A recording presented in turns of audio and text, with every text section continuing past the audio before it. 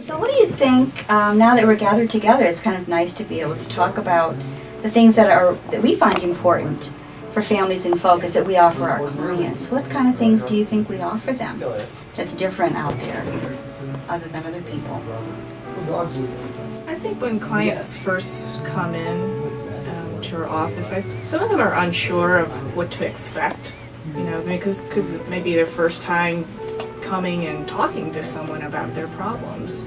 And I hear in the beginning, they're nervous or unsure about, how things are going to go. But, at the end of the session, I usually ask them, how did it go for you, for a first meeting?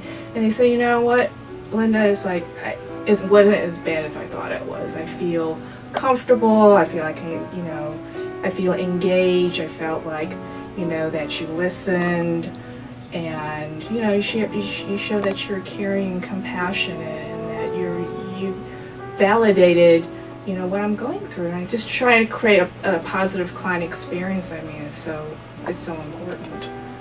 And it really makes a difference for people when they can experience a really welcoming atmosphere in a place where people with experience help them sort things out and reach their goals and have a better life.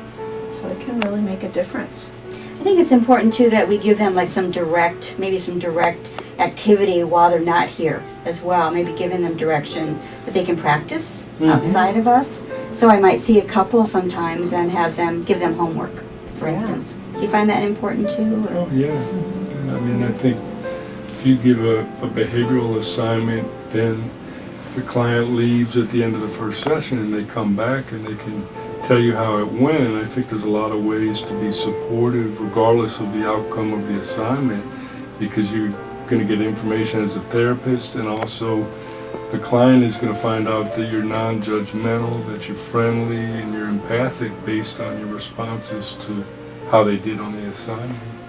Absolutely, and I think that's one of our strengths, that we're very empathic and compassionate and sincere, I think, as people and as therapists. But you agree? Oh yeah. I see a lot of children, and so when it's up to the parents sometimes whether or not they want to come in by themselves and give the assessment information first, or the child to come in also. Sometimes the children are not completely sure about what this is about, and to leave them with a stranger would be any parent's concern, my own concern when I was a parent, to trust someone. So you want to have a sense of trust and make everybody comfortable, but and truly feel that way. I mean, that's what you want, is to develop a warm atmosphere where they feel comfortable there, so they can deal with the things that they've come to you for. I think especially with children, when I mention like confidentiality, it's like, oh, I just sort of notice a difference. I can relax and talk to my therapist, because it's huge. I think it's huge for children, because they think they talk to an adult, they think the adult's going to get back to the the parent or the school. I try to reassure them, this is our time. I tell them, I have to get permission from you to be able to talk to your parents or school, whoever. So that whole confidentiality thing is so important, and I think it really helps them to open up and share in session.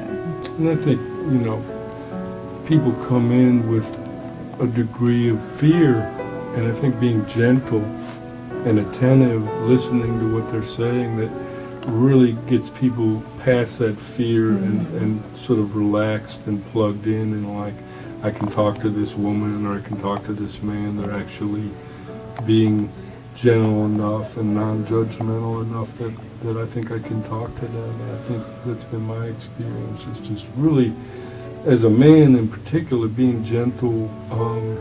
Children respond to that well, and tend to start to open up more.